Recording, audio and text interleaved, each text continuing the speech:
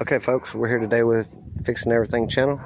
We're working on a 04 Toyota Solara SLE with the 3.3 liter V6, and we're going to show you how to replace the starter. This is not a test.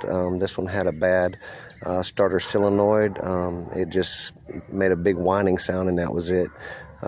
First thing you're going to want to do is go ahead and take your battery terminals loose. Most time it's a 10 millimeter. Take your battery out. Take your little breather that comes off the front here off. It's another 10 millimeter with two little bolts, holes right here and right here on the little black cover. After you get your battery out, you take your little pan out, and you have two bolts that holds this little shield here that is just a bracket for the air box, the breather box. You have three 10 millimeter bolts inside of the air box. You will have vacuum lines that go to the breather system. Make sure that you realize how your vacuum lines come off your breather system and go back onto it when you install it. After you've got your breather box removed and your breather box bracket removed here with the two bolts, 10 millimeter bolts you take out, your starter is located on the top side of the transmission on the right hand side of the vehicle, standing in front of it. Driver's side left if you're sitting inside of it. The materials needed will be a 10 millimeter, a 14 millimeter, and let's see, looks like a 13 millimeter. Go ahead and take this power wire, main power wire bolt off, and plug your igniter plug. This is from the ignition switch. It ignites the starter, and then you'll have a 14 millimeter bolt right on the side of the front of it, and one on the very back of it. Let's see here if I can get a good angle at it. Come on baby, get in there. Right there she is, another 14 millimeter on the back side of the starter, and that is how you will remove that starter, and you will install it in the same process, just in reverse. It may look like a lot of work to some of y'all, but it's really not that much work. The biggest thing is getting your breather box out of the way for room.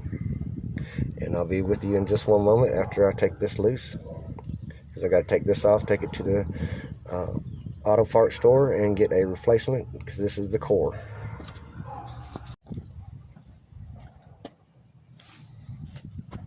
Okay folks, we're back.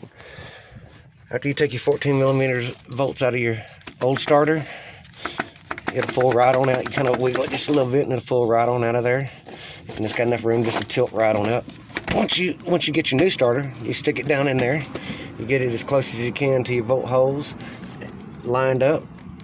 You'll tighten up your two 14 millimeter bolts. After you tighten up the two 14 millimeter bolts, you're going to go ahead and come back up here, and you're going to put your breather box back on, and all your vacuums that go to your breather box. Put your battery back in and start her up and see how she runs.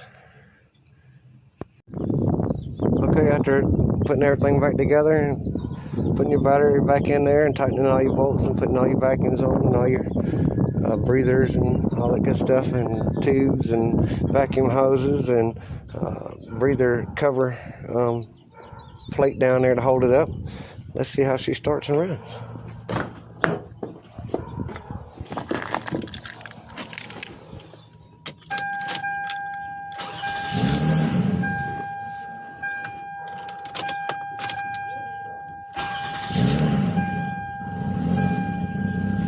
Okay folks, she runs just fine.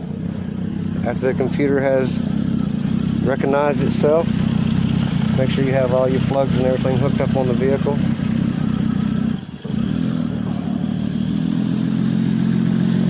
Take a second for everything to kick back in and get to knowing itself. But she starts and runs just fine, folks. Thanks, I hope this helps you. Don't forget to hit the like and subscribe button if this was useful, and have a nice day. We'll see you on the next video.